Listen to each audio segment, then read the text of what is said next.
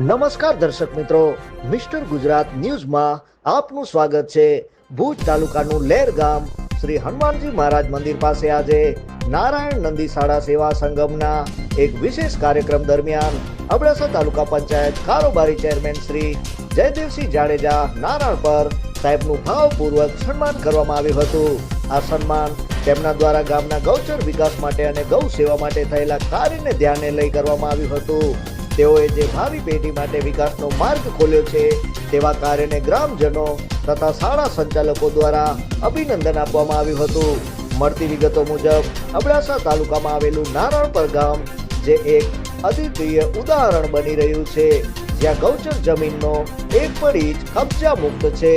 એટલું જ નહીં, સરકારી જમીનમાં પણ નારાયણપર ગામે કોઈ પણ જાતનો અધિકૃત કબજો કરાયો નથી। એ આજે આખા કચ્છ માટે પ્રેરણારૂપ સંદેશ છે। નારાયણપર એક ક્ષત્રિય વસ્તી ધરાવતું ગામ છે, જ્યાં આજ પણ વડીલોએ આપેલી સંસ્કાર શ્રેણી અને માર્ગદર્શન અંતર્ગત યુવાનો ગામના હિત માટે એકતા અને સેવાભાવથી કાર્યરત છે। સમગ્ર કચ્છમાં ગામ અને ત્યાંના યુવાનો દ્વારા કરવામાં આવતા આવા લોકહિતના કાર્યને ખૂબ પ્રશંસા થઈ રહી છે। Report by Divyarajsinh Jadeja. જોતા રહો મિસ્ટર ગુજરાત ન્યૂઝ, સત્યતાની સાથે સ્પષ્ટ। નારાયણપર અબડાસા એમનું અહીંયા બહુમાન કરશે। આમને પણ આ ગામની અંદર પણ એક આ નારાયણપર અબડાસા ગામ છે, એમના આપણી વચ્ચે જયદેવસિંહ બહુભાઈ જાડેજા પધાર્યા છે।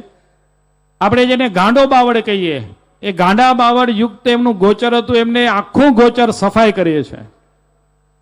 આ ગામ એવું છે કે આની અંદર 1 ફૂટ પણ જમીન ગોચર દબાયેલી નથી, ગોચર મુક્ત ગામ છે।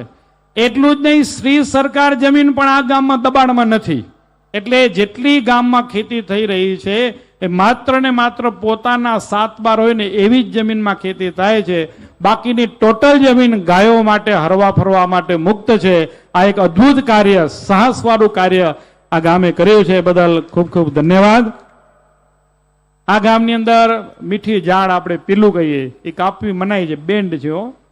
જો મીઠું ઝાડ કોઈ કપાઈ ગયું તો આ ગામ સજા કરે છે।